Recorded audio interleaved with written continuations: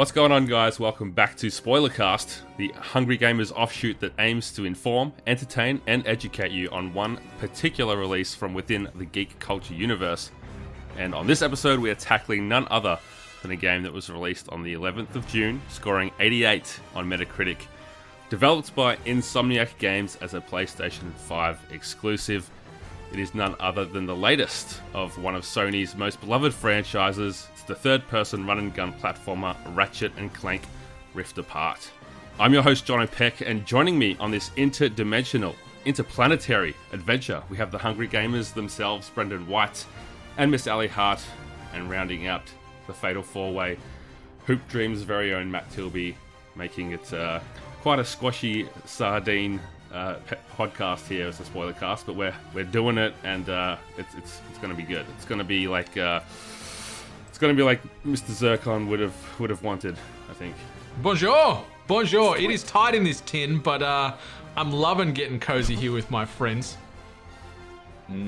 I was expecting a Beastie Boys intergalactic planetary reference, but I was roboting. I'll make it there instead anyway. How we doing, everyone? Thanks.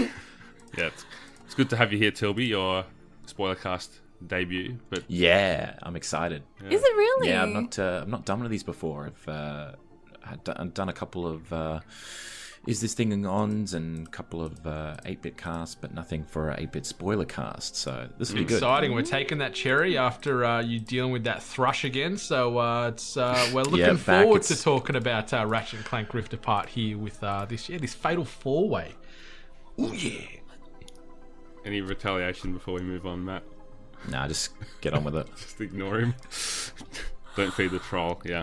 Ratchet and Clank Rift Apart. It's the 16th entry in the Ratchet and Clank series. I couldn't believe that it's that many. That's insane. It's like Final Fantasy levels almost.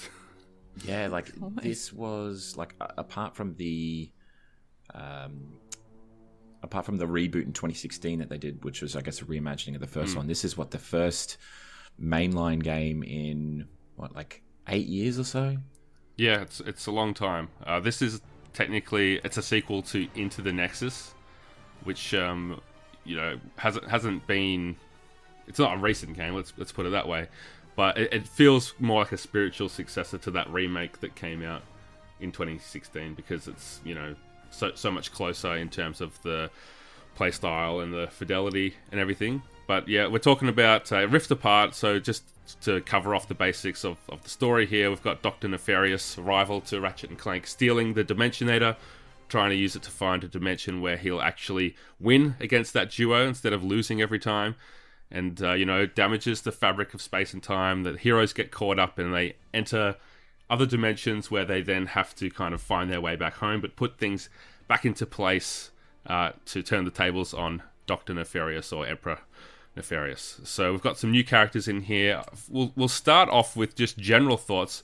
What did you guys think of the game? How was your experience in general? This is a review as well as a spoilercast discussion, so we'll keep it spoiler-free for the first part. But just in general, what did you guys think? Because I loved this game. I thought it was fantastic, super polished, and just a really tight gameplay experience that we've come to expect from Insomniac and this series in particular. Yeah, I mirror those sentiments. This full disclosure, this is my first ever Ratchet and Clank experience. Miss Hart, are you the same? Really? Me too. Are we the Ratchet 2016? Wow. Yeah. I hadn't played since I think the second game, way back on the PlayStation 2. So it's been a long time between drinks for me. I can't believe you all skipped the 2016 one that was critically acclaimed and free for the last 6 I did months, buy it. much. I do own it, but have never played it. So and that's not a shot to that game. I just never made the time to dive into this world. But I'm very happy that I did with this June 11th release on the PlayStation 5 because boy howdy is it a feast for the senses. It's a fever dream of crazy characters, crazy colors, crazy weapons, larger than life enemies. Great mixture of comedy and heart, the varied gameplay. But even though some of the loops can get a little tiresome here and there, but overall, I am a big fan of this game, Rift Apart, is really special, and I can't speak highly enough of it. Like that 88 Metacritic score, I'm like, yeah, that's justified. Like I love my time with this game, and the experience, it was fun, it was fresh, and more please, sir. Yeah, I think that they really did a great job of designing it for newcomers like you guys, so to speak. Yeah. As well as making it special for people that are fans of the franchise. So Ali, being fresh to the franchise, how did you find it?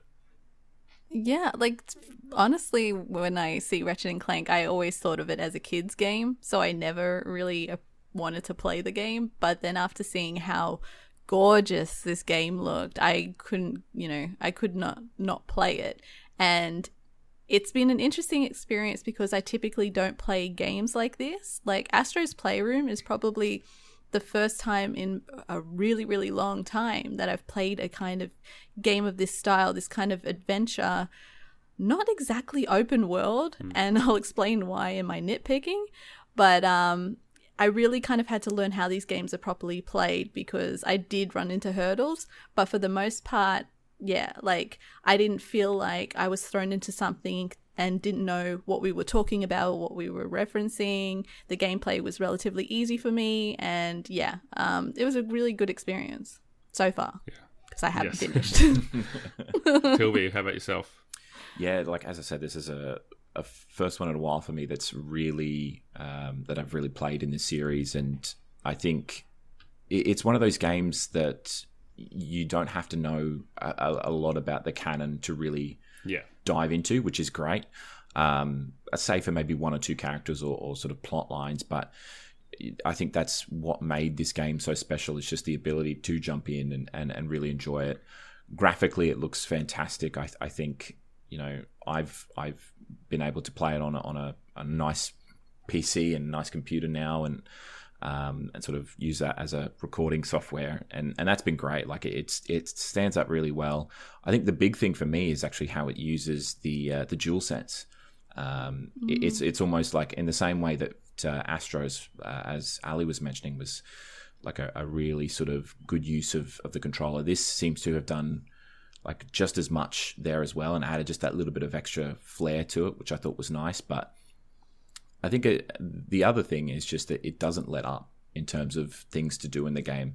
There's never any sort of like quiet points in the game. There's no sort of lull in excitement. There's always something to do, which I thought was great. And yeah, I think without getting too much into it, I think it's one of the sort of better, I guess, next-gen titles on the market at this point in time, regardless of whether you're a fan of the series. Yeah, absolutely. So a few points that have been brought up that I just wanted to touch on quickly. Like Ali, you said you had to kind of learn how these types of games work because you haven't played one like it for a while. And I agree, like there's not really that many third-person platformers around these days, especially not with this AAA kind of polish.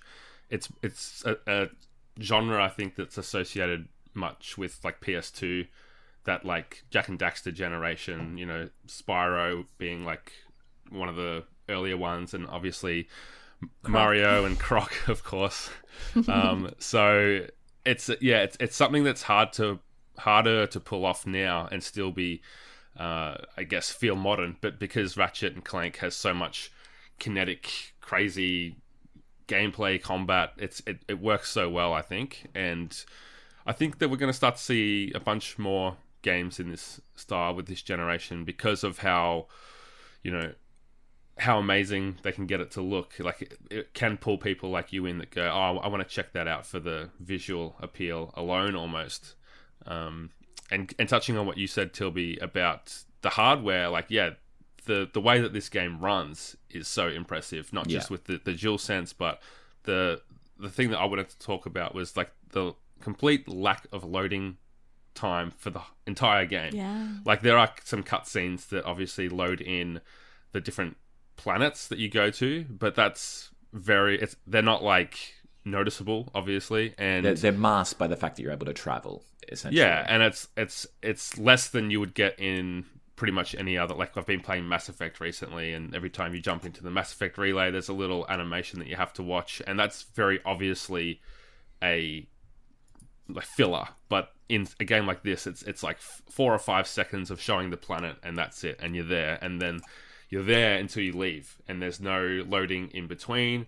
There's not really any loading into the different areas or into like when you go through these rifts that show an entirely new like visual, like it just looks like a different dimension, and there's no loading screens at all. So I think that's really impressive, and something that shows that this wouldn't have worked on the PS4 with that solid hard drive being the big factor. But as far as I guess performance and resolution, which mode did you play with? Because they've given us a few options that I haven't seen with I guess ray tracing and the 60 frames per second, which is a new thing to me. I played with performance RT, so I got the higher frame rates with the ray tracing, but at sort of a lower capped resolution. But I found it was the best balance. And did I Google this and see what some of the tech experts recommended first? Yes, I did, because I wanted the best Ratchet and Clank experience to be my first experience, and I was very happy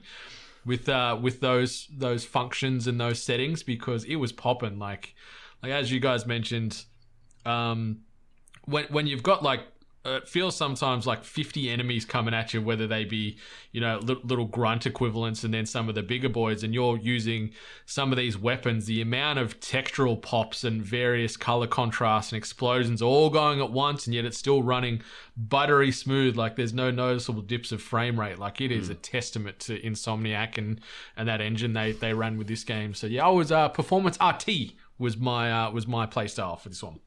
Yeah, there's so much going on, isn't there? Especially like you have all the bolts or the coins or whatever like coming into, like drawing into you, and it's so much on the screen. I feel like previous consoles wouldn't have been able to handle that much at all. What about you, Ali? To counter Brendan's in-depth study of which to select, I just pressed OK. So I can't even tell you. I feel like the default was probably performance. I think it went performance? Resolution, then I performance. I think it was performance. But yeah, I'm like, I trust this game to give me the best option first. Tilby? Yeah, I went performance. I basically just went with what was essentially the default. But even in the performance mode, which obviously looked pretty smooth and run like super well, especially with like 10 enemies on screen at the same time, it still looked very nice. Like I found that there wasn't like a considerable drop between performance and resolution, but yeah, it was very nice regardless. I actually played around with each of the settings because I'm one of those people that wants the best and has to like try them out.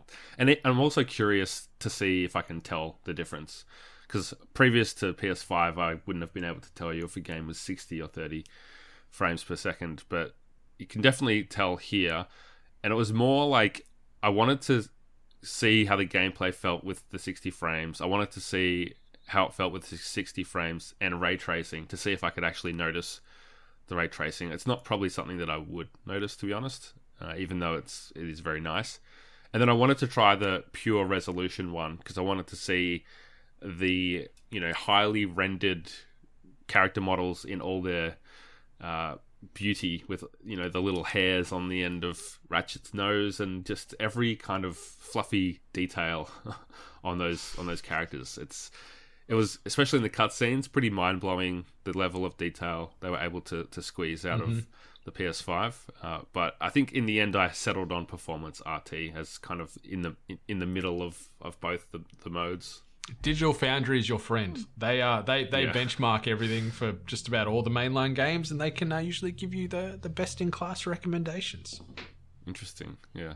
I don't know if that article would have been out when I was playing it because I got it a little bit early, but just a little humble brag there. So moving into the story of Ratchet and Clank Rift Apart, I've loved the introduction of these new characters, which for people that have been playing Ratchet and Clank for a long time, you'd know that Rivet and I'm having a Kit. mind blank on the Kit? Sorry, and Kit. and Kit were the new characters, and kind of mixing up that duo into two different duos, which was quite a fresh take on the formula, and just some really great performances from Jennifer Hale, especially as Rivet.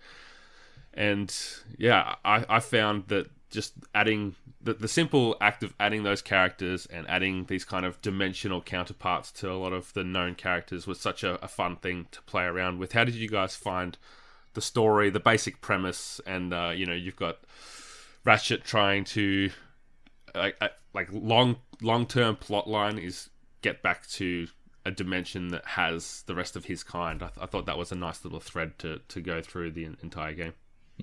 Yeah, like I thought the whole like overarching story had a real sort of personal feel to it. I think with that sort of trying to find the rest of the Lombaxes for Ratchet. Personally, I almost felt like this was more Rivet's story rather than Ratchet. I felt like I was almost playing more Rivet than I was Ratchet, and almost like a ride into Snake Plissken sort of style. Like they'd sort of halfway through just switch you up and be like, okay, you're Rivet now, and you're playing most of this part of the game as Rivet. But I think that real sort of the idea of having the sort of like the counterpoint to each other was a real nice touch, and just how they acted and how like the sort of opposites between both Clank and Kit, just in how that they sort of acted. One was smart and sort of calculating, and the other one was sort of more scared and timid. I thought was actually a nice touch. Yeah, I agree. I liked. I think the story was really nice, and for first timers to this universe, it didn't really throw any wrenches. I was not like, who is this person, or what's the methodology, or like the motivation behind these things here. Like, I understood who everyone was, understood all their motives.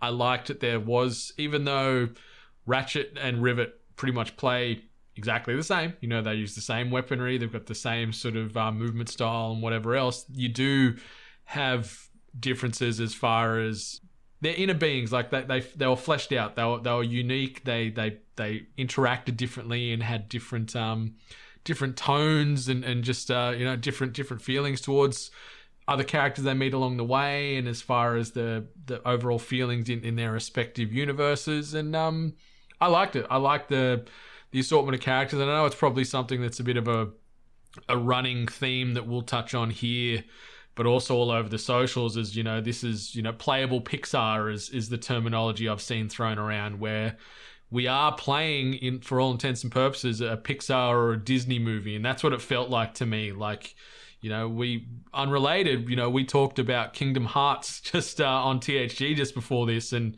that sort of, I guess, is laying the platform of, in air quotes, playable Pixar. But this game, I think, personifies that terminology to a T. Like, it felt like I was in a Disney or a Pixar universe, and I was all for it. Like, I almost felt like this should have been the basis for the Ratchet and Clank movie that came out a couple of years ago. Like, this would have fit so much better for like a full-fledged like motion picture. I haven't watched that. They had a movie? No, I haven't either. Apparently it was not great. So, what about you, Miss Hart?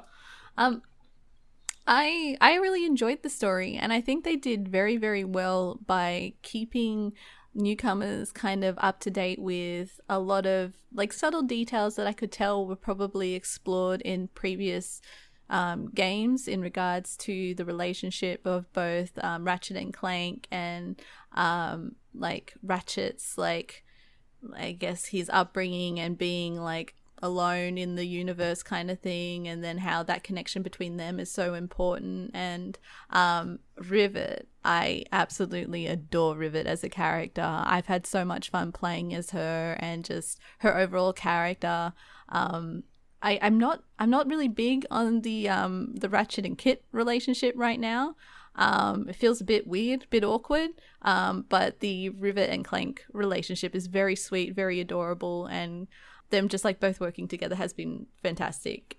So it's been a good experience story-wise. Yeah, you're totally right with the way that they've done it with, I guess, for newcomers. And I think that all the characters they introduce, whether it's like Dr. Nefarious or some of the characters like Captain Quark and Skid / Phantom, like you never have to, like, I feel like you would always feel like you get that character as soon as you see them, just because of the art style and like the character design. Like, they've done such a great job of, you know, once you hear their voice and see how they've been animated, you can pretty quickly tell, like, oh, that's the bad guy, or that's like the dorky friend, or whatever it is. Like, it's been done so masterfully from that perspective. It's so good. Love the story. It is. Having said that, does this game interest you at all to go back to that 2016, which is you know, the 2016 version, which is like the origin story of how Ratchet and Clank first got together? No. No. And that's not a shot. No. Like, I feel No. jumping in at the point that we did is perfect.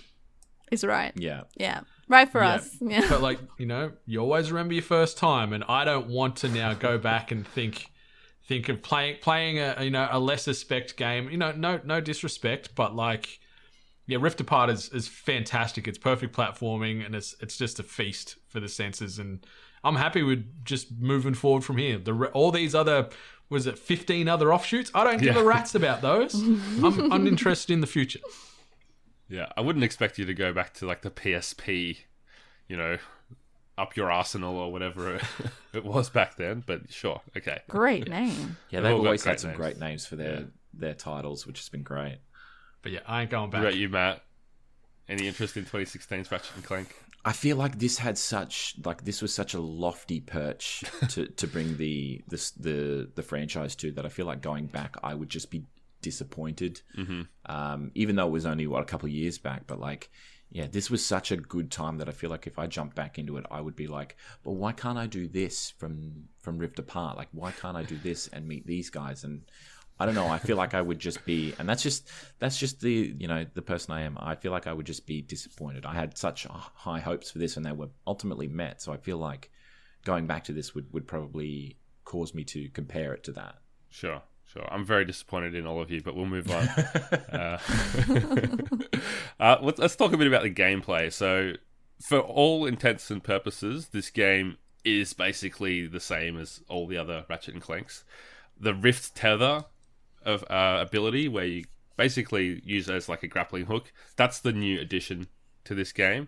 I can't remember if the Phantom Dash was there quite the same, so that might also be new. But essentially, the run and gun, selecting your weapon and upgrading your weapons, and the platforming, that's all been there, just refined more and more as consoles have improved. But the great thing that I enjoyed about this game is it introduced that trademark Insomniac movement and flow that we've come to identify from games like Sunset Overdrive and Spider-Man, where you're just constantly moving through the game. And with Ratchet and Clank, you've got like the boots that let you like jump and run along the walls, and then you can leap from there and do a hover or a double jump and then attach to a rift. And just the way that you can just move so quickly and freely, especially in like the arena or something where there's enemies on each side and you're trying to constantly move to avoid getting targeted, but you're also shooting everyone at the same time.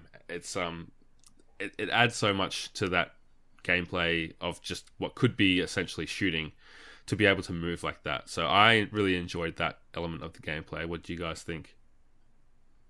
As a Sunset Overdrive fan, it was pretty easy to kind of pick up this game and understand like exactly what kind of like movement and gameplay they were going for. As you said, with like wall running, like the grinding and everything like that. I'm like, oh, I get this. This is very familiar to me, and I really enjoyed it, especially with the weapons, and then essentially how the gameplay is just like blasting and just waves and waves of enemies. And I absolutely adored that like you could change the collectibles in the game as well, and some familiar like items that you could change it to. So I really enjoyed the gameplay because it was smooth, it was like not like daunting at all, and it just made everything a great experience for me. Yeah, there was the combat was fluid, and you could see the movement from that trademark Insomniac style, but it wasn't as as buttery smooth as you used to from Sunset and Spider-Man. Like, I know that they've got abilities and movement styles that make it quicker. So like when you're grinding rails and sort of using those semi-vertical walls, your traversal speeds are massively increased. But unless you're holding in R1 and then bumping L2 to use your speed boots to traverse around it, it is a bit slow at times, but it adds to the tension because you have got enemies, whether they be melee or range focused, they are coming at you from every which way, and you're jumping around and you're blinking around the map as best you can to try and sustain your very limited HP that you've got, and even when you're leveling up, even like you get 10 extra HP every time you level. It's not a huge chunk. Like you can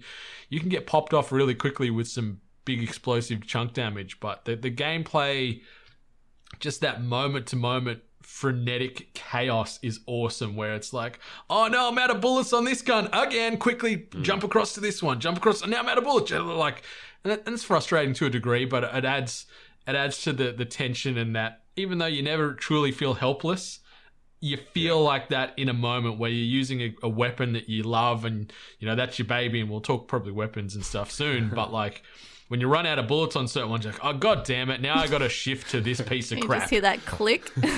Yeah. click, click of an empty gun. But it's great. Like the puzzles mixed with the combat, mixed with the charm, mixed with just the traversal, it just adds to a very complete gameplay loop that I was very happy with right from the jump right to the end credits. Yeah, it's so sorry, Toby. I was just gonna say, like you mentioned the speed boots. I forgot to say about them. So satisfying for me to get that speed and then like basically hit your R2 and L2 to get the like ice skating kind of motion Bradbury going. style. And it's yeah, absolutely. It feels so good when you hit full speed and nail a jump, and it's. And the dash, it's like a lot of the movements just feel so satisfying the way they've been animated. So full credit to the team at Insomniac for pulling that off. Yeah, I sort of thought like everything that was brought into the game was brought in with a distinct purpose, and it served that purpose well. I think for a larger map like Savali was, like the jet boosts were fantastic. And even then, like, revisiting certain planets, which I'm sure we'll talk about in a sec, like if you needed to go back and finish something else and you needed to get there pretty quickly, strap on the jet boots and away you go. Yeah. And that was pretty good. But then obviously if you're not using that, you're pretty slow sort of sprint. Like even pressing down L3 for their sprint button, there wasn't a massive change. And that sort of draws you into the combat part of it, which I thought like, the Phantom Dash that they had was pretty crucial for me in a lot of the boss battles, especially if you're trying to get sort of close range with some of your weapons. But like, yeah, I feel like everything served its purpose quite well, and I felt like Brendan sort of hit the nail on the head in terms of like weapon ammo management and sort of like picking from the wheel. And so it's like, okay, I've run out of ammo on my favorite weapon. What can I use now that's actually going to A, cause enough damage, and B, is going to be like I'll have enough ammo with. So it was like you had to manage it quite well and quite effectively to get the most out of the weapons that you had. But like, yeah, that sort of brought that tension and that sort of strategy and excitement to a lot of the battles. But like, I felt like a lot of the battles were quite sort of were quite fluid. I felt that as soon as you start firing at an enemy, you almost lock on. You can start the strafe, which I thought was really effective. And you can sort of jump and sort of dive left and right, which I felt was really good. But if you stop doing that, you're almost at close range and you slow down dramatically to go with your melee. So it was like you've got to sort of plan whether you want to be long range or short range, because it's like you can't really do both. But yeah, I felt like it was such a really solid and well thought out way of getting us into the action. Yeah, for sure. Let's talk about weapons, because that's such a huge part of every Ratchet and Clank game. It's a new assortment of weapons each time with crazy abilities, and they always find a way to invent these new guns that have not been seen in other games as far as I'm aware. Like, it's such a creative arsenal of weapons to play with, and all so different from each other. Like, there's not really any that you can say, oh, they're basically the same exact thing. What were your favourite weapons? I can see, Ali, it looks like from our document, the first ones that you came across were the ones that you just stuck with. And she never changed. I genuinely liked using them, though. So the blast pistol, shatter blast, the executor. Like, did they change names when you upgrade them? When you fully upgrade it, they change the name. Because like some of these names, and then the Topiary sprinkler. Those were my favorites, but I just feel like they worked really well together. And if it ain't broke, don't fix it. I think there's a reason they give them to you first, because I certainly was drawn to the executor, which is basically like a shotgun with a fair bit of range. And then the blast pistol, it starts off kind of like a pew-pew kind of thing, but when you upgrade that, that's almost the best. Like, it's like a 3-prong sort of like spray. It's like a rail. It's like a chain gun, basically, like a minigun. It just fires like crazy, so you can really like just eat someone's health down quickly, tear through them with that gun when it's upgraded. And that's the cool thing. It's like it's so satisfying to pick a gun and upgrade it to the max and just see how much more devastating it can be. The other ones that I was drawn to was the headhunter, the sniper gun, which just like slows down time. That was cool. And basically, for someone like me who's terrible with sniping, I'm like, that was so worthwhile. Thank you. And you can just one-shot almost every enemy with a headshot. Even some of the more powerful ones, if you hit them right in the head, it's like, boom, see you later. The lightning rod I liked too, because the great thing about the guns is, depending on like how many enemies you come up against and what type of enemies there are, you might think, okay, the lightning rod's going to chain between a bunch of enemies and take them out.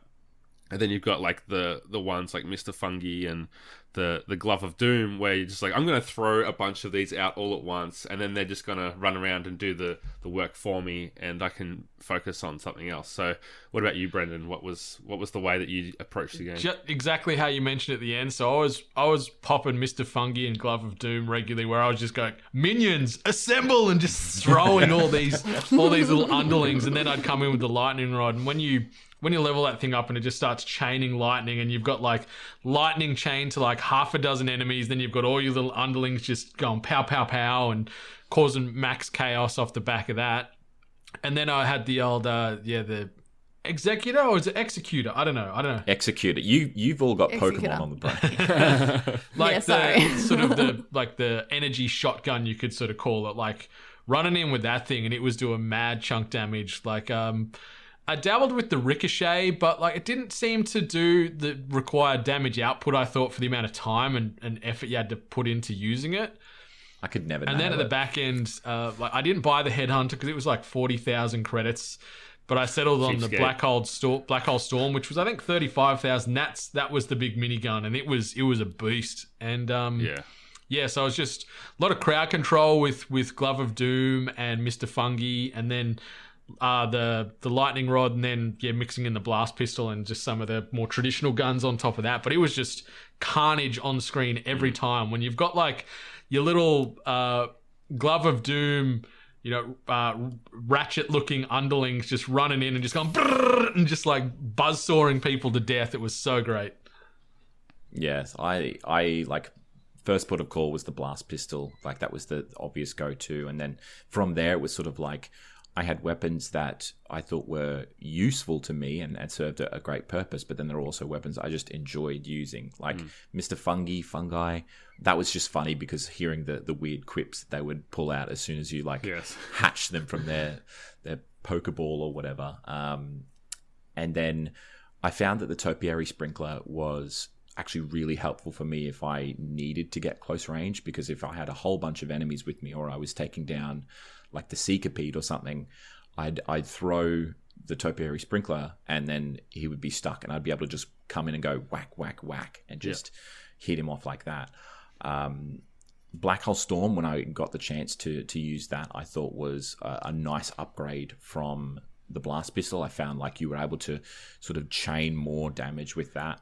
There were a couple that were, fun to use here and there. Like the Bombardier was kind of cool, and the Headhunter, like you said, Jono, as a terrible sniper in most like Call of Duty and first-person shooters, like it was a godsend. And then obviously the Rhino, like being able to drop a sheep on someone and cause like 1,000 damage at once to everyone in the room was kind of fun. But yeah, I felt like there was that difference between what was useful in a fight and just what I enjoyed using. So, and that's just, credit to Insomniac for going above and beyond with some of these bizarre weapons. Yeah, there's just so many to choose from. I feel like everyone would gravitate towards a different combination for their playstyle, which is great, because similar to like the sprinkler that you guys liked, the cold snap that freezes all the enemies basically does the same thing with a different animation. I also use the Void Repulsor a lot, which is essentially a shield that blocks all attacks, and then you can throw the shield at people and it takes them out.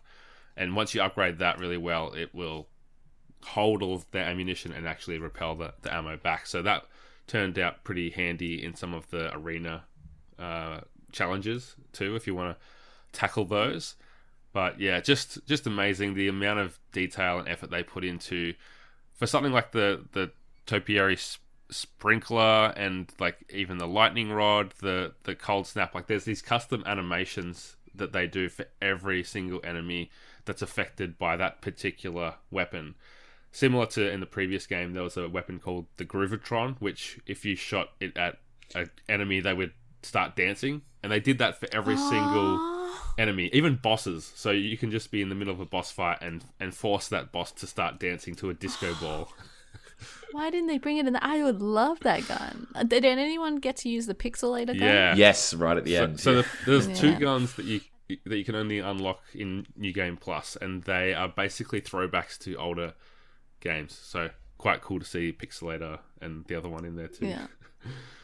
So many guns, my god. But then some of them, like, quick little mini nitpick. Some of the guns, you read the description and you see, like, I love little hype videos in the storefront showing it and like the little voice work on it. But then they don't do the damage you expect. Like the Negatron Collider, you're like, okay, I'm shooting a giant beam of concentrated energy at these things, and then it does piss all damage. You're like, I wasted my money on this? Like, so frustrating. Anyway. Yeah, I think some of them have to be kind of upgraded for them to do their full potential, which, you know, by the end of the game, you can pretty much upgrade everything that you're interested in using. But, yeah, you do have to make some choices with that, definitely. Anyone, like, we're going through, I guess, the key features. Did anyone have something to throw out there about the controls in general? I mean, it is the DualSense, and it is one of the better examples of it being used so far, I think. I think the audio was just the big thing, apart from, you know, adding a little bit with the vibration in terms of like your character running in the steps. I think especially when you're in battle and you sort of hit a certain point in your health being depleted, it'll make that sort of sound as if like, okay, you're kind of low now, you need to probably find some health or you're absolutely stuffed here. Was such a big help for me, because like I get too drawn in with like 10 enemies on screen, so I'm like, oh, okay, shit, I'm in a bit of danger here. So and then like some other weapons as well, like as Ali was saying, like the Pixelator, as soon as you turn that on, it goes bling and it makes like the 8-bit sound, which I thought was very cute. So they've had all those little like flourishes in there, which I thought was really nice. Brendan? Yeah, I agree. Like the DualSense was awesome, but it felt more, it wasn't the star of the show. Like Ali mentioned Astro earlier, and it certainly puts that DualSense controller front and center, where it feels like this is in the background or off to the side almost with Rift Apart, and that's, you know, not a negative. Like I think it was just, when it was noticeable, it was really noticeable, but for the most part, I didn't, outside of, you know, holding the trigger down halfway for firing styles on weapons, you didn't really get too much more out of that. And that's not a bad thing. Like, it felt good. I loved when it threw sound at you in certain ways when you were doing certain interactions with things in the environment. The way it pulsed differently when the health was low. But overall, the controls felt fine. The weapon wheel can get a little janky at times. Oh my.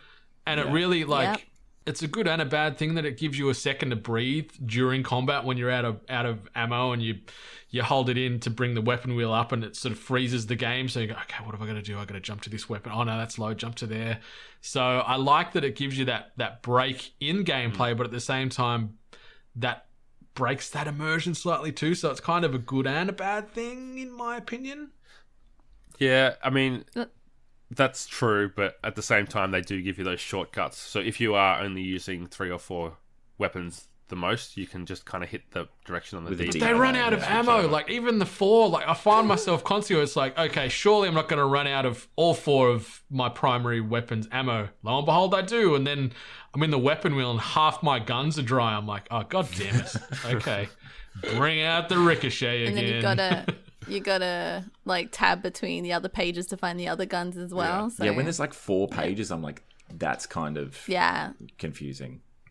There was a stage where I was just like, I'm sure I bought more guns. Like it was only on that I found you could like double tap triangle and it'd jump between 1 or 2 weapons, but I thought, okay, cool, maybe I can just cycle through this where I could spam triangle real fast. Like, no, it doesn't take you through the whole wheel anyway. I'm like, god damn it. Anyway, controls were fine. Yeah, it's a tough issue to address, I think, with so many weapons. Like, how else could you really do it? But yeah, anyway. Put them all on the triangle, on that circle. Voice commands. Go, yo. Ricochet, I choose you, and it pops up in your hands, you know. So many Pokemon references. Yeah. Go Buzzblades!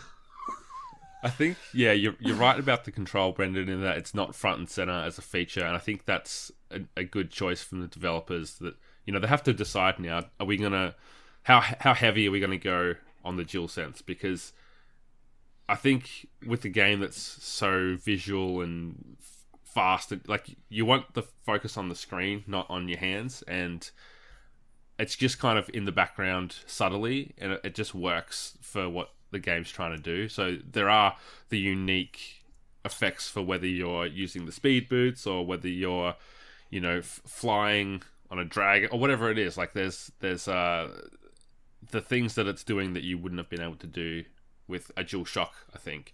And similar in a note that you've got about the music, you know, you wrote, "Is it strange that I can't recall the music soundtrack at all?" I think, yeah, me neither. I think the music's just in the background. It's doing what it needs to add to the atmosphere without being like, oh, that tune was an absolute banger, I'm going to listen to it on Spotify or whatever. And I think that's a very deliberate choice, because you have a lot of, like, the thing that I always think of with music soundtracks that don't stand out is the Marvel movies. Apart from the actual Avengers theme that we've heard a million times, I can't tell you or whistle or hum a song from any Marvel movie that's not a Guardians of the Galaxy tune, because I don't feel like they were made to be catchy and stuck in your head the same way that a John Williams, like Superman or a Star Wars or an Indiana Jones or an E.T. or whatever were. It's just a choice that it adds to what's happening on the screen rather than being like a overriding factor. Yeah, it's filler, yeah. There was one part that really, like, it's not a spoiler, but, like, there's one part in the game where an actual, like, song from our real world's playing, and I thought the game was glitched or my phone suddenly started playing music, and I'm looking around my room like, where the friggin' Christ is this song coming from? And it's really, like, it's a moment where Ratchet's in his spaceship, and then he turns the track up a little bit, like, as he's belting around, and I can't remember what the song is. I went to write it down, but I was just so confused. Like, I'm looking around, I'm like, did I just press the source button on my television and it switched to Rage or something? And then it's like, oh, it's in the game. Okay, fair enough. And that's the biggest, like, music-based moment where I really noticed it, and it was just for a weird reason, because I'm like, I haven't paid any attention to the soundtrack at all until just now, and didn't even feel like I was in the same game. Actually, the time that I did notice it was on the first planet. You go to basically a nightclub, and the bass is pumping, and you can kind of, like, it's vibrating the controller, and it helps you find, like, you have to find this place, and it helps you kind of get guided towards the nightclub by following the sound and the pumping bass lines. So a lot of electronic, kind of spacey, almost Mass Effect-y kind of music in this game. Yeah. Let's move on to one of the most impressive parts of the game, before we get into a bit of our nitpicks and gripes, is the presentation. We've mentioned it already before, but if we can just focus on the graphical presentation and everything. People have mentioned Pixar. I want to kind of start with a little bit of a hold your horses on this, because it's the thing that everyone is saying. It's like a playable Pixar. It's like if you could play a Pixar movie. It's not giving enough credit to how good Pixar is, I think, now. It's kind of like what Pixar was 10 or 15 years ago, if you ask me, because like if you remember when The Incredibles trailer came out, for example, you could see like the fibers on his polo shirt. Like there was just so much detail there that I think to compare it to what this game's doing is almost a little bit reductive and not quite accurate to just how amazing the animators at Pixar are and what they can do.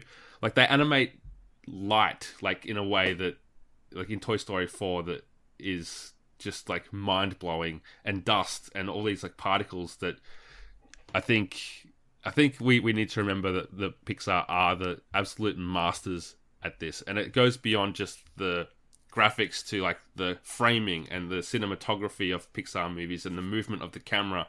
Whereas the cutscenes in Ratchet and Clank, it's very kind of, when two characters are talking, it's very video game cutscene-y, where it's just static, like here's a headshot of this person, and then here's a headshot of this person, and there's not really that movement that keeps those cutscenes interesting to me, and like the way that a feature-length film would dedicate the same amount of attention. So that was my reaction to everyone talking about Pixar, but I'm interested in what you guys think. Hey, Jono, I gotta say this. You are a hater.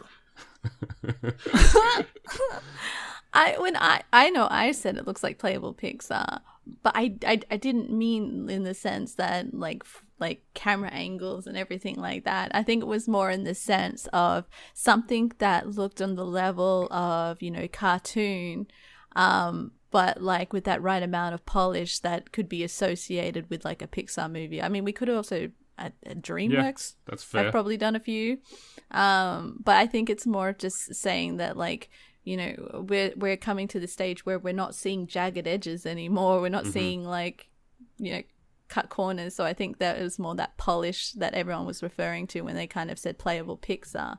And I'm going to give them full credit, because games now still are having issues nailing water and making water look pretty, and then also making water work interacting with characters. And this game did it really well. So I think, you know, it's at a really high level, and it should be getting the praise that it should be getting. Not saying that you're saying it doesn't deserve praise, but yeah, I just think that a lot of work went into this. Yeah, you're right. I guess it's just like people have been saying for years that we've reached Pixar levels of animate. Like people said that with the last Ratchet and Clank in 2016. And I just think... Oh, they were wrong. I just think it's just a really easy thing for people to say. Is just like, oh, Pixar. It's just like a really easy pull to make that reference to explain how good it is.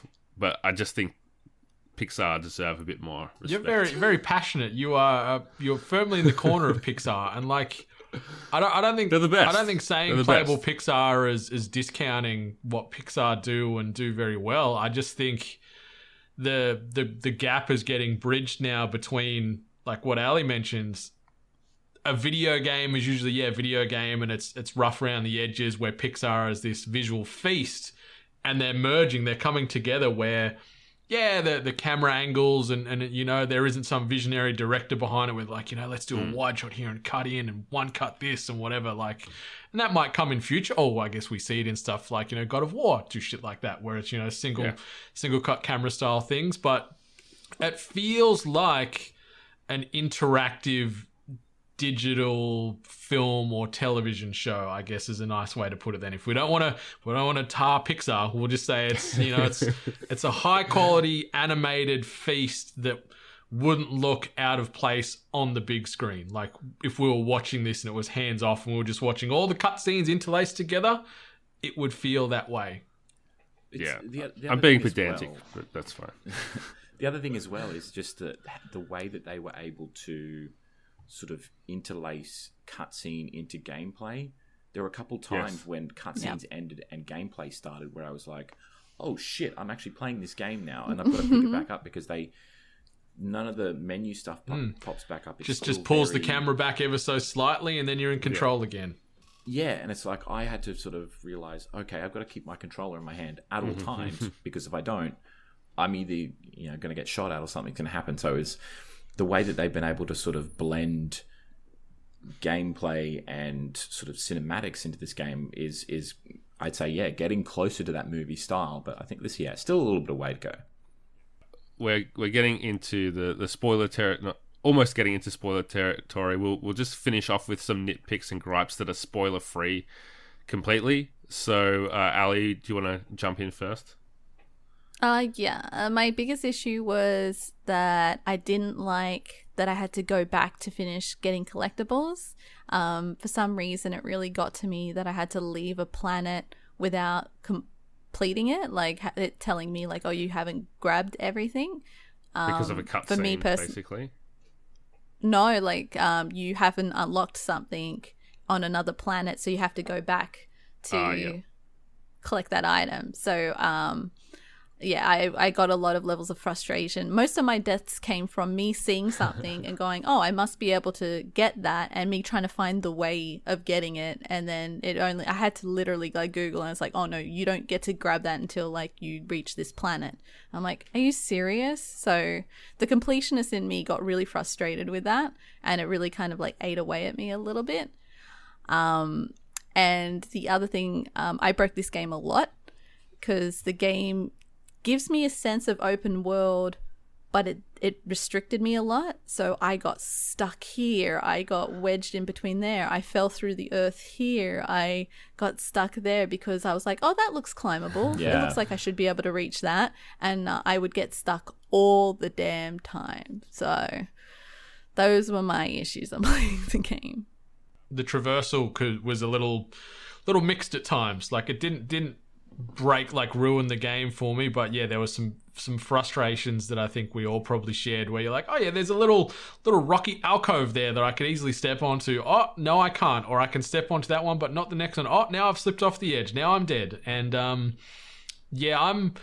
similar thought process there with Miss Hart, but my biggest one, I wish there was more variety in the bosses and the big enemies you encounter, because it's the same like 3 types of character models just over and over and over with a slightly different name or a slightly different personality, and it was just the same things you're fighting again and again and again. Like more variety in that, please and thank you. And I also had a couple of situations where like certain floor panels, especially when you're sort of going between rifts, some of those floor panels didn't exist and the actual map didn't load in. I'm like, well, how do I get over there to the spaceship to then leave this area once I've finished? And I jump, and because there was nothing there, I just fall through and die, and then it eventually load in and I'd exit out. So that happened probably 2 or 3 times in different areas in the universes, which was frustrating. And my other gripe is I wanted some more rift tear usage. I don't think they lent into that enough overall in the game. But they're my gripes. Spoiler free. Yeah, that was such a big part of the promotion, is like, look at these different dimensions, and it can, switch from one to the other so quickly. And it turned into basically you using the rifts as a grappling hook. Traversal point, yeah. Yeah, and then occasionally you'll find a rift that you can walk through to get like a armor piece. We're just going to quickly say our goodbyes to lovely Miss Ali Hart. She has got more rifts to expunge, so she's going to leave us and do her thing. Right. Yeah, but love the game. Love talking to you guys about it. So I'm going to head out, and you guys can get into more of it. All right. Thanks, Ali. Thanks, Ali. Bye-bye. Thanks, guys. Bye.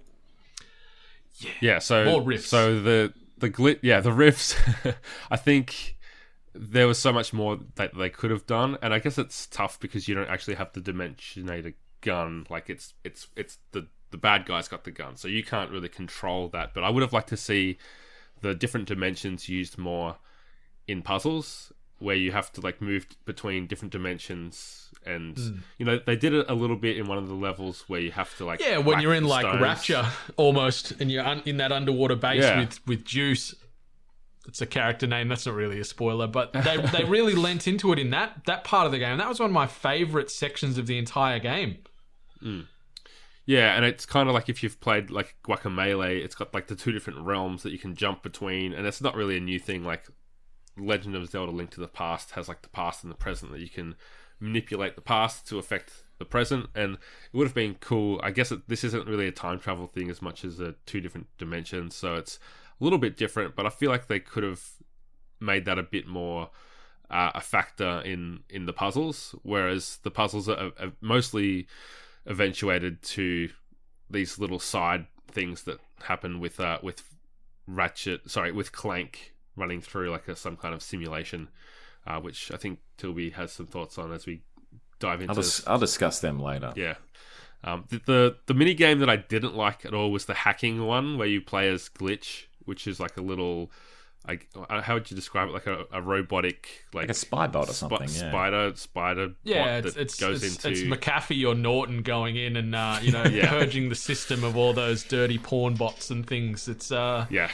It was fine the first like one or two times you did it, and then it just got tedious. Like I'm just like, man, again, and like we talked about the fluidity in traversal and movement as Ratchet and Rivet, but cruising around as that little robot and trying to navigate, like it was kind of cool sometimes where you're like walking up walls and then onto ceilings, and it just changes the entire feeling and the world, and it throws you out, I think, a little bit, which is what's to be expected when you're now upside down. But yeah, it was just so boring, and the weapon, like the gunplay in that part sucked, and the virus stuff sucked, and less of that, please, less of that. Yeah, I've definitely found the more I did it, the less I wanted to do it, and also when you're in those areas, it's because you can go around walls and upside down. It's not always obvious where you're meant to go.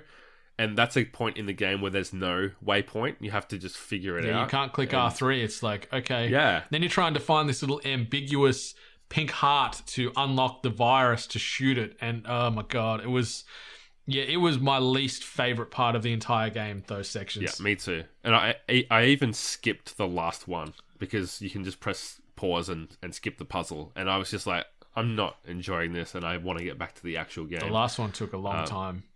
And there was a boss fight in it, I think, as well. So I skipped the whole thing. I went through it and it was painful.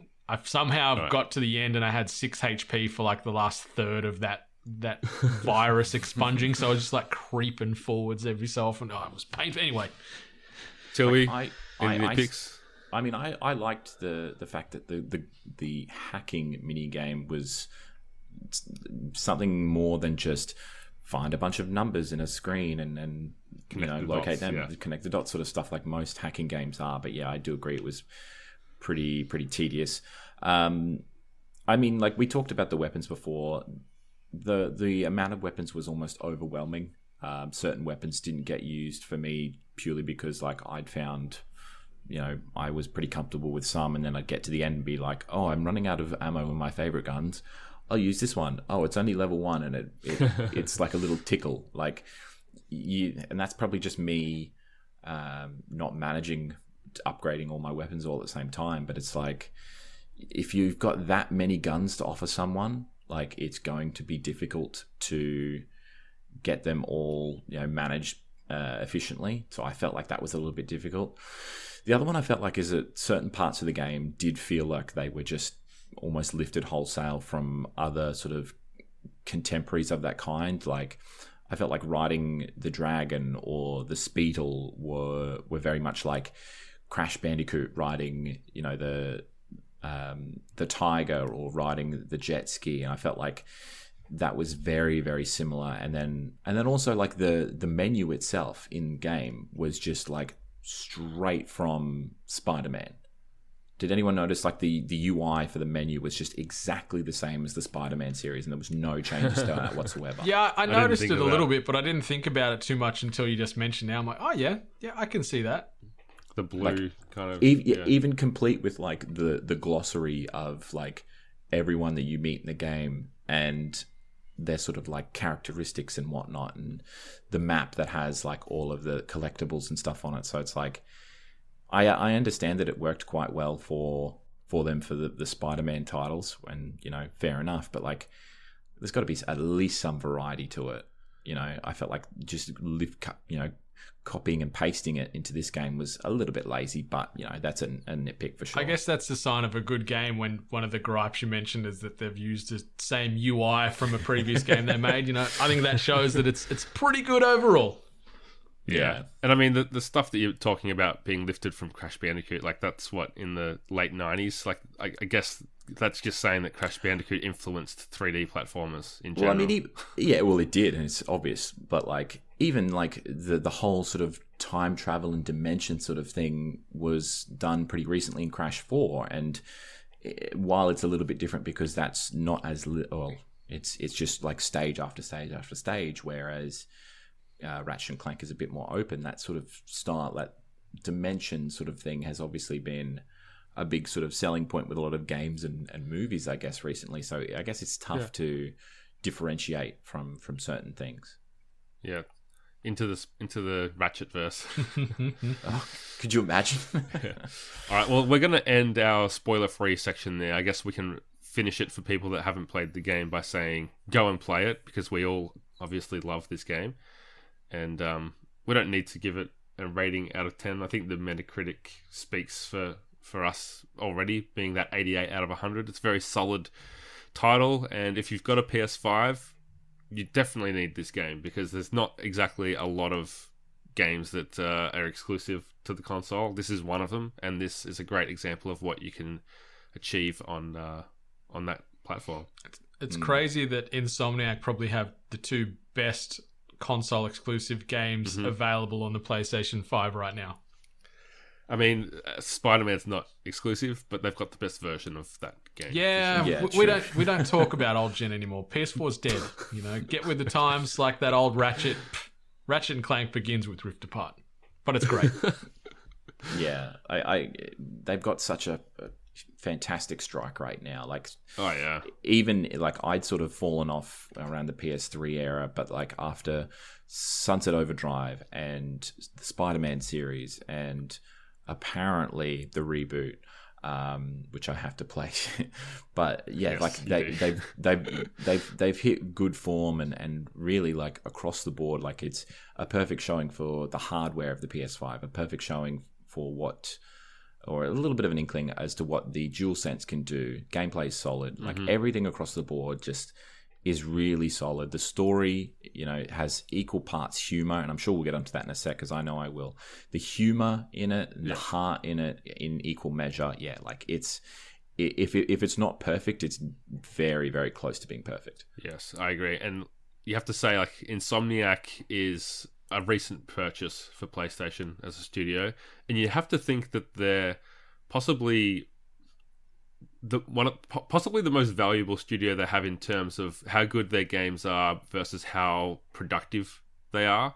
Because obviously Naughty Dog and Santa Monica are these legendary like mammoths of game development, but they're putting a game out like every 5 years in some instances, or what was the time different? Yeah, every 5 years for Naughty Dog. And as much as those games are awesome and critically acclaimed, look at what Insomniac has done since 2016. They did Ratchet Rift Apart, they did 2 Spider-Man games. It's pretty good. 1.5 Spider-Man pretty games, good. but yeah, I get what you're saying. But now we're going to see what they do with their multiplayer game. They're all making multiplayer games now for Sony, so we'll see how that translates. But no, Insomniac, chef's kiss, thumbs up, high fives, all that stuff. This game's great. If you've got a PlayStation 5, buy this game immediately, because you are going to love it. And if you don't, then, I don't know what's wrong with you. All right, let's talk spoilers. You've been warned. I guess we should talk about our favourite moments in the game, because, it's not like there's going to be a whole bunch of, deaths and, that kind of betrayal. Yeah, it's not The Last of Us Part 2. There's not going to be like the major like, oh my goodness, can you believe that just happened kind of moments. It's kid friendly, but there's some fantastic storytelling happening here. And for me, one of the things that I loved the most was just seeing the characters meet their dimensional counterparts for the first time. It's kind of halfway through the game where Ratchet meets Rivet and Kit meets Clank, and it's just such a sweet moment between these characters who, especially for Ratchet and Rivet, they have always been isolated and felt alone in the universe. They're the only Lombax of their kind, and those moments I thought were really cool. Yeah, I agree. Like, and it's relatable. Like the way that there is that awkwardness and hesitancy where they're like, hey, you know, and not knowing how to react, and do you hug, do you high five and stuff. It's real and it's relatable and it's got heart, which I'm a big fan of. Like, I'm trying to avoid saying playable Pixar because I don't want to get Jono angry again. But it's like some of the storytelling is on par with some of these really good animated movies and TV shows in the universe. Like I found times where I was audibly laughing. There was times where I was sad and feeling emotion. Like highs and lows. Like I was living these moments with these characters, and that's just a sign of really, really great storytelling, and the fact that they can dance with action and comedy and emotion all in one scene is great. And I'm a big fan of that. And I guess if we're sort of talking spoilers, I think one of the biggest moments that hit with me was where there's that big reveal where it's like, okay, Kit is responsible for Rivet losing her arm, and then it's like the moral juggling with Kit where Kit's like, do I tell her what's happened? Do I just ignore it? Do I hope she never understands? And then it, like, there's the big realization, and you know, there's some conflict there, and it's great storytelling, and obviously we ultimately get a resolution, and they mend that bridge and become friends and you know, future partners in this world. And yeah, it's great. It was a good roller coaster of emotion throughout the entirety, and it was fun. It was just enjoyable. Like, it was a fun game, and I felt things along the way, and that's the sign of a good game. Definitely. Yeah. So I mentioned like those characters meeting and how heartwarming that was. There's also a lot of great comedy, like you mentioned, Brendan, when the other characters would meet. So Emperor Nefarious meeting like Dr. Nefarious for the first time, and there being that very clear like power difference between the two. Seeing like Captain Quark meet Quantum, and then getting along so well as like the counterparts to each other interdimensionally. It was so cool to be able to play with that kind of dynamic and have that as a bit that was running through the whole game. And the humor in general is just so good and layered, and I love the conversations that you just overhear from the henchmen in the game. Even in the very first level, like when they're attacking the city for Dr. Nefarious, one of them, you can listen, if you don't kill them straight away, you can hear him asking for a bump in pay because like it's a more dangerous mission than they were told. I love that, like, you get to the first boss fight with Nefarious and he's like, wait, you got here already? Well, I guess this is what I get for like giving my assistant paid paternity leave or something. Yeah. It's just like, there's comedy in this that kids are going to get, and then there's also comedy that adults are going to get, which I think is such another sign that it's playable, popular movie studio. So, but yeah, like it's just accessible for young and old. But yeah, I think that comedy really shines. Yeah, the pirate trial was especially fun. It was so good for me. Where it's like a cheap, crappy animatronic, like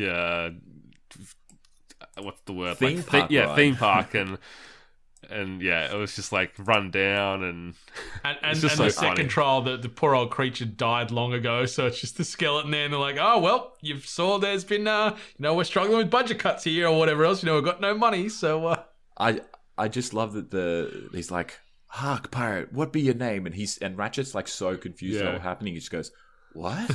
And they use that as the voice for his name. And then like when you finish the trial, it's like, the adventurous pirate what wins the trial, and they just like use that as like his name throughout the entire thing. That was fantastic. Yeah. Tell me, what were your favorite moments other than what we've mentioned?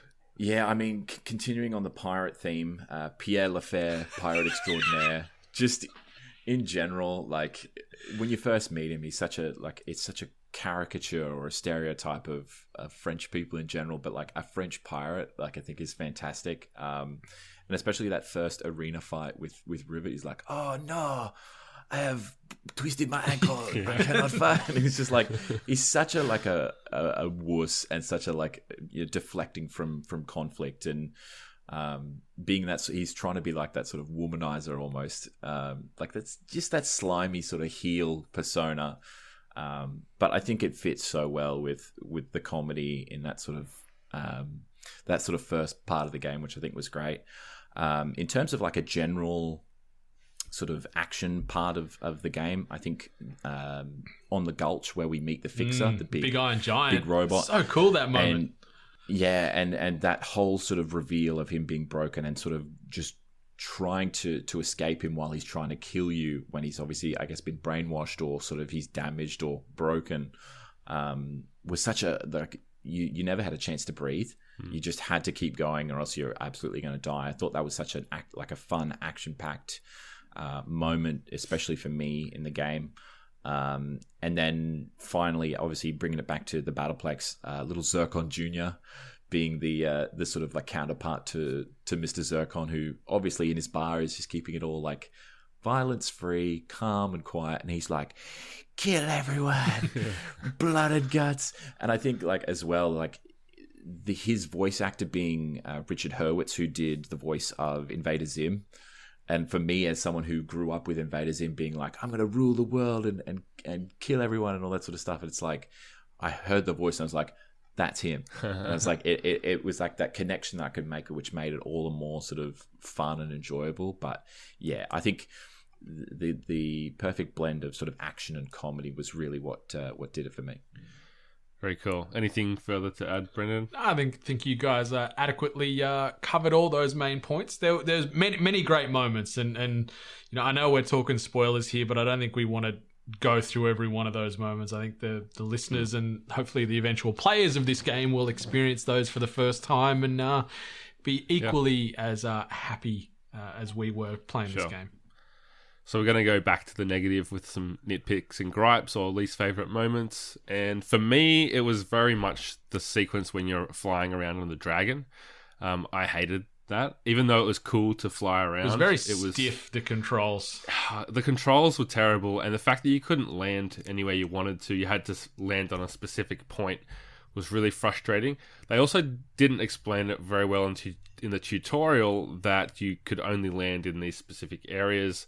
Yeah. And you get sent off to find these gems or whatever, and straight away I'm seeing these gems on top of these towers, and I'm like, I need to land on it, or I need to fly into it, and you can't.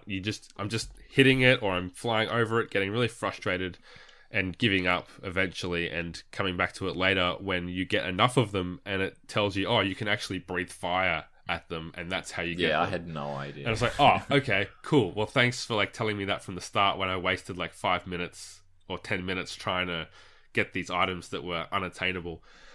Really, really annoying. And the dragon as well, like the controls for it weren't great. If you fly into a building or a mountain and get stuck, you just eventually die and respawn like kind of far away sometimes. So it is a nitpick and a gripe, and it was something that wasn't perfect for a very close to perfect game, I think. So that's probably what stands out the most to me. Did that part in one shot, didn't have any issues, just controls were frustrating, and I feel you there. Like it's one of the least enjoyable parts of the game, up there with the glitch sections where you're hacking your way to success. But I like, it's tough to say what's my least favorite, and like I wrote down just as a placeholder the gameplay loop in itself. And explain this, because earlier in this podcast, you said that you loved the gameplay loop. It's the same as you, getting aggressive about Pixar, but also talking about the textures on Ratchet's nose and how detailed they were. So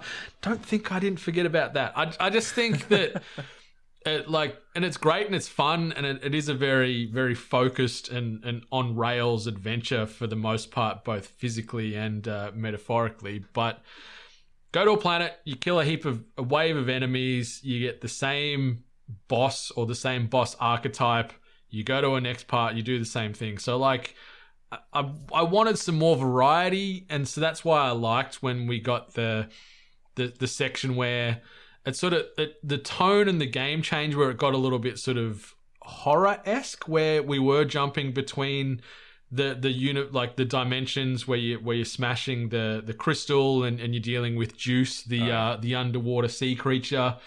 So I like that changed up the gameplay a little bit, where you can't defeat Juice in battle. You've got to run, instead of just shooting your way to success. I like that it changed it up a little bit, and you've got to run and then use the yellow goop stuff that Juice liked to consume to sort of distract him from trying to kill you, because you can't defend yourself against this creature. So I liked that there was that break in that loop there, but for the most part it was very much a formulated process that was just copy paste, and that's not bad. Like, I love the game, like, don't get me wrong, I'm saying that the gameplay loop sucked, but a couple more changes, like lean into more of these varieties that you tease us with. Like, even give me more of the crazy grinding sections where you're jumping across rails and going through rifts and stuff. Give me more of that kind of stuff, where like the heartbeat gets pumping in those moments. Like when Tilby mentioned where you're dealing with the fixer, like more of that kind of stuff, instead of just you're glued to a platform and you just shoot, next platform, shoot. Give me some more variety. That's all. But it's a minor gripe, because the game overall, double chef's kiss, double thumbs, double high fives, all that. To jump on top of that as well, with such a variety in weapons, this might mess with the core gameplay too much, but I would remember thinking whilst playing, it would be cool if there was specific types of enemies where you not had to use a certain weapon, but they were like more susceptible to a certain weapon. Yeah. For example, if you're fighting a robot in true Pokemon style, since we're keep referencing that franchise. Oh my god!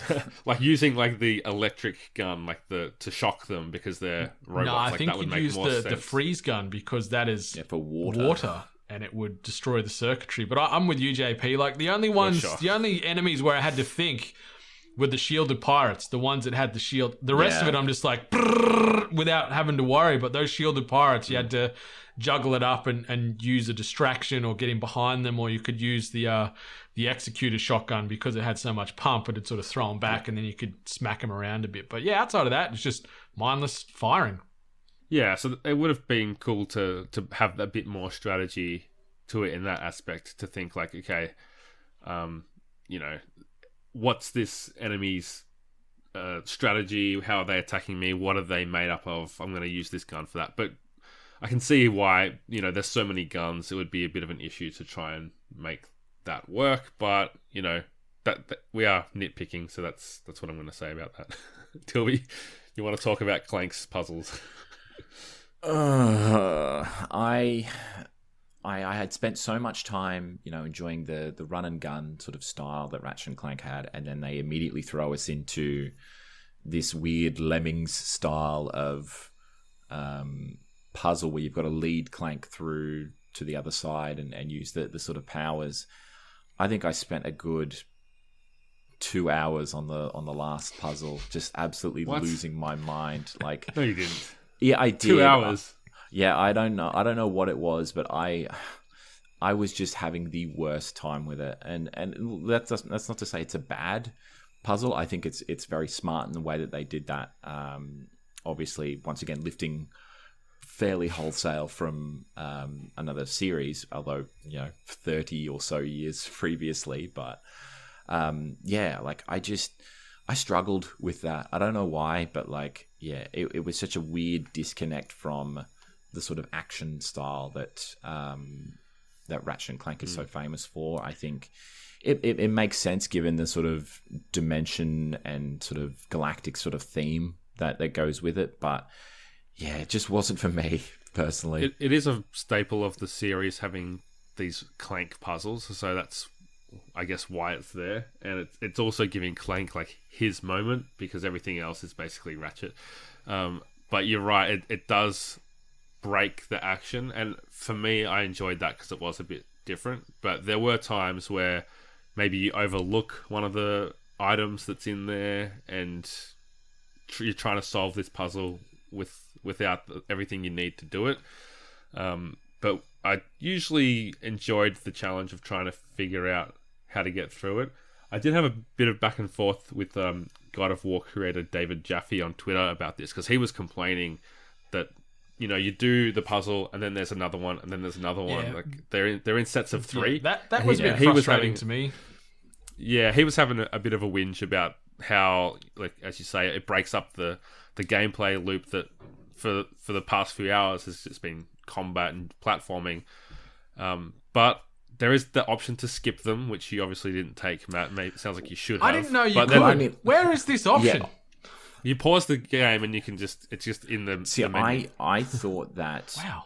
skipping any of these puzzles or the glitch hacking thing, I thought that it may have affected my ability to get like a 100% run.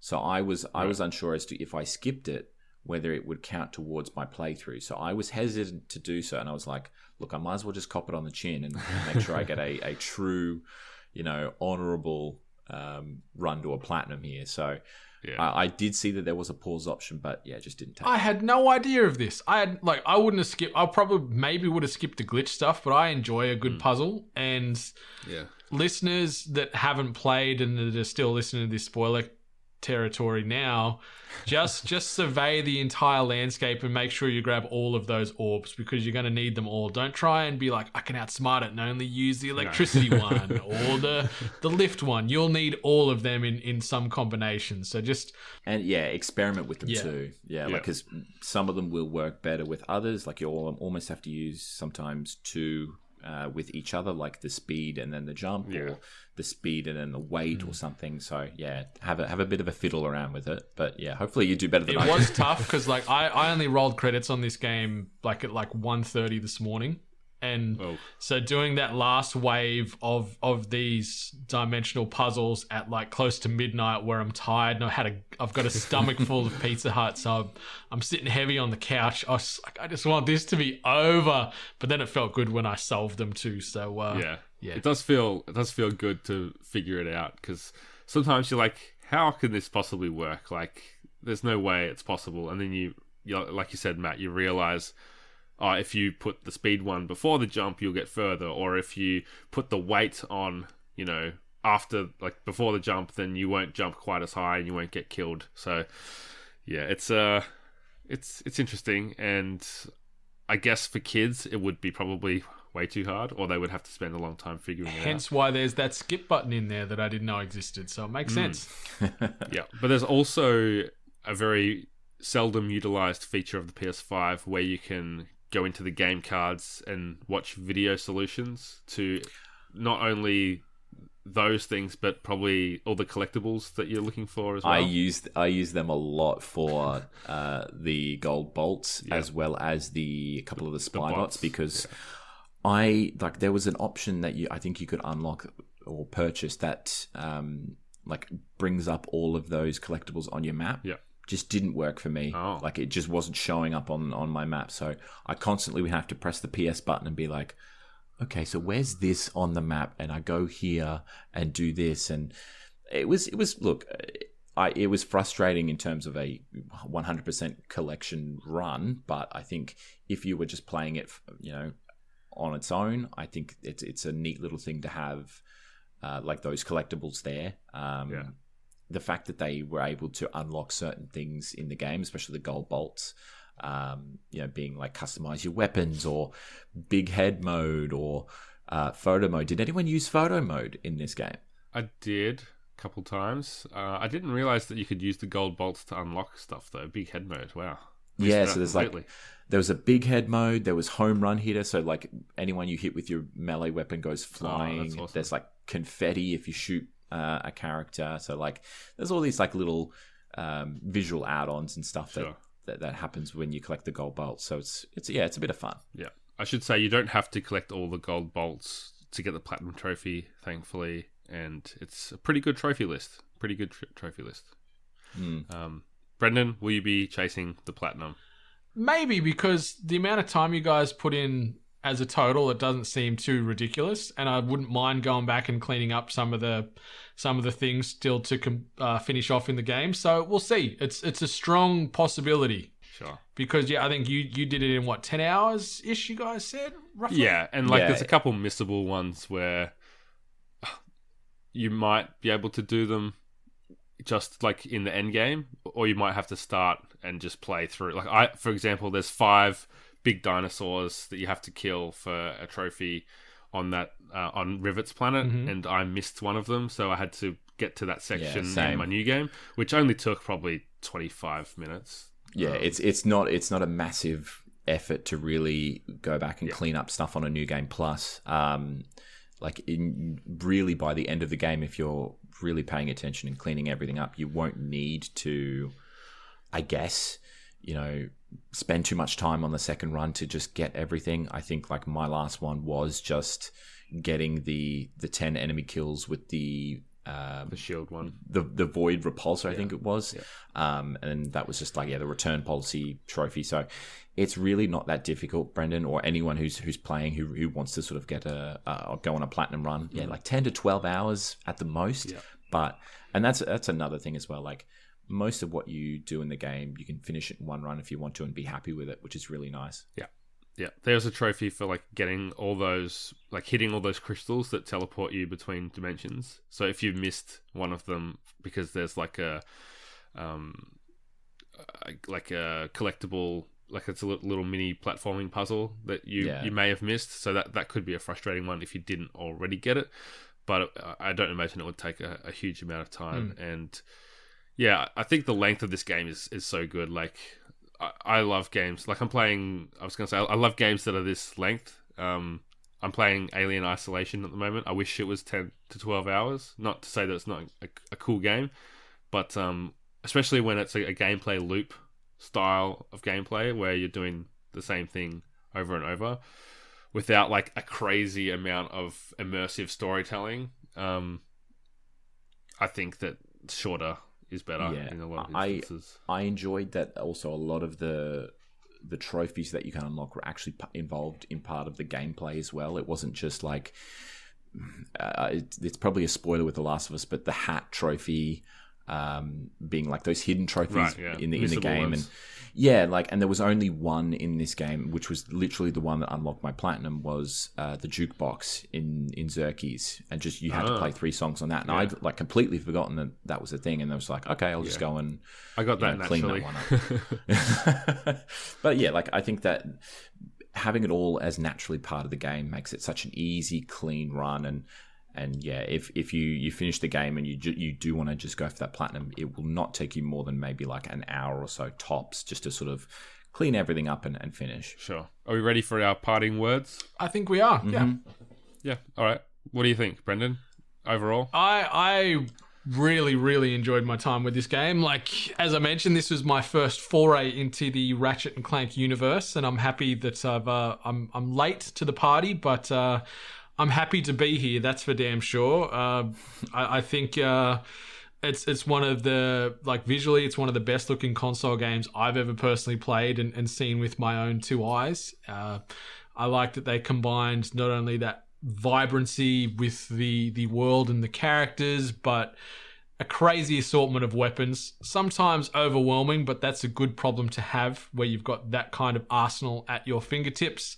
And even though this next gen or now current gen console iteration is still only in its infancy, this is already one of the best games on this platform and might go down, at least for the next few years, in that same type of breath. It's a great game. I think it's a pretty special game from a action platformer style, and hat tip to Insomniac. It's phenomenal, and it's probably going to be one of the best games of the year on many people's lists.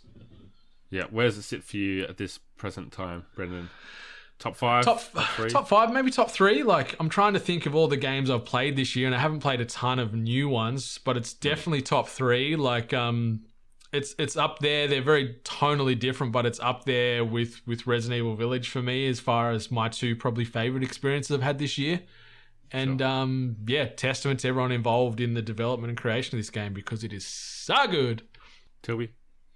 Yeah, for me, like having played Returnal and Resident Evil Village, like I think this one tops them both. I think until something else comes along later in the year, this is my game of the year at this point. Just such a fun experience. It's been a while since I've had something that has been from start to finish, all killer, no filler, just genuinely fun. Yeah.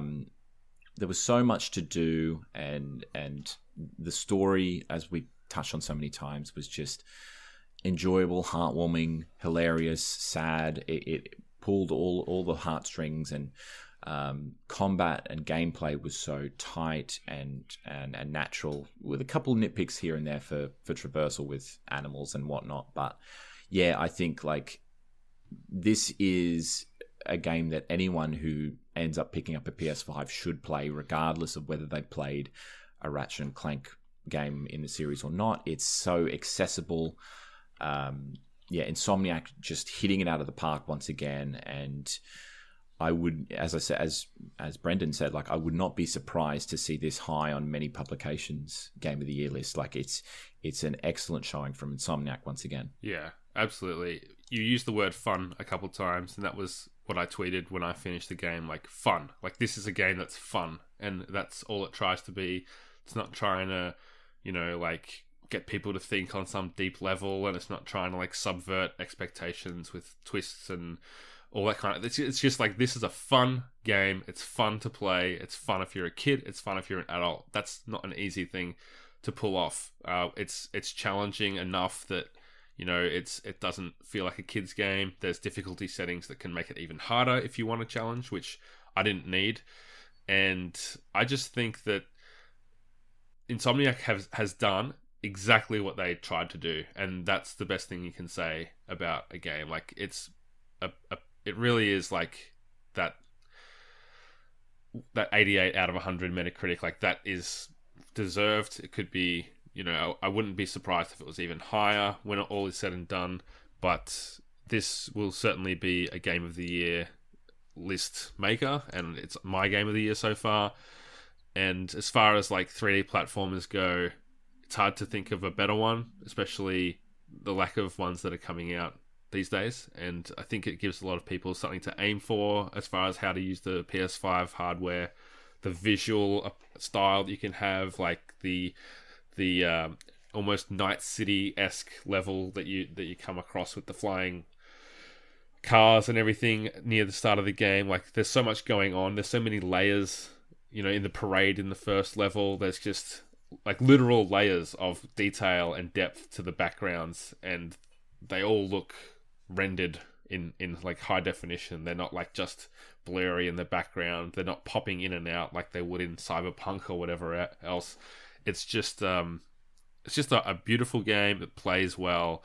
It's fun. The story's there. It ticks all the boxes pretty much. So I think fantastic game that's going to be hard to beat, but we've got a lot of cool releases still to come in 2021, so we'll see how the rest of the year goes.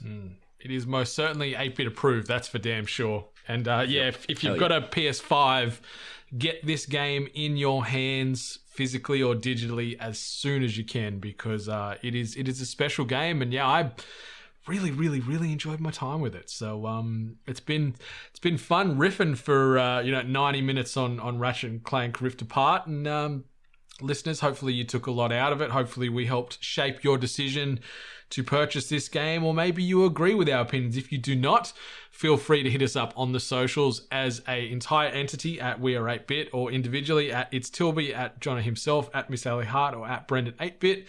If you want to send some long form rebuttals to anything we've got going on here, hello@8bit.net if you want to hit us up on them emails. But I guess this brings us to the end of another SpoilerCast episode. Thank you, fantastic gentlemen, for jumping on board here and talking Ratchet and Clank and guiding myself and fellow Ratchet newbie Ali through the deluge that is this great universe and these great characters, and I cannot wait for future iterations, because the way this game ends, it certainly plants seeds for another game in this franchise, which would be game 17. You know, when it comes out in several years down the line, which is crazy to think of. But 8-Bit Nation, thanks for tuning on in. Thanks for the support. Be sure to rate, review, subscribe. Us and all those other podcasts you listen to on the reg. It takes no time, costs no money, and means an awful lot. Helps keep those emotional lights on in our hearts. If you want to support us monetarily, kofi.com/we are8bit to throw some money in our bucket, get exclusive access to podcast content and other swagger. But until next time, 8-Bit Nation, it has been our pleasure to spoil things for you. Put some respect on Pixar's name. You are so angry about that. I love it. So unnecessarily angry. Goodbye. Bye-bye.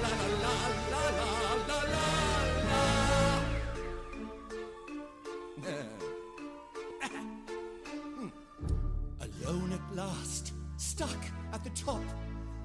If I ever lost, I think I'd just drop. My never-ending story of success is a lonely refrain. So I've one request. Join me at the top. Why don't you join me where the stars all shine? And join me at the top. Why won't you join me? Let our powers combine. You know I can't resist a ditty. So join me. Oh, wait, well, what a pity. Looks like I forgot. They can't come up. 'Cause I'm everything you're not. No. Ha! Ha! Ah, that's pretty good. It's pretty good. I said that's pretty good. Oh, it's wonderful. Look at me and my flawless schemes, the kind you could never dream up in your dreamiest of dreams. Aren't you so lucky to have me to revere, your flawless yet lawless emperor right here? Join me at the top. Why don't you join me where the stars all shine and I will never flop? No, I won't. Just join me. Go on, fall in line. And no one's given me good reason to stop my usual power season. Join me at this spot. I forgot. I'm everything you're not. Who am I? Our greatness? And who are you? Wait, I'm not gonna sing this. You're no good without me. How dare you ever doubt me? Now listen as the doctor sings the case. They join you at the top. Yes, they would. Join you where the stars all shine. And boy, I'm so freaking hot. You're scalding. I should have them up. But you will not. It's all kinds of rad. And hilarious. To be all big and bad. And nefarious. So join me on my plot. Never mind. Forgot. I'm everything you're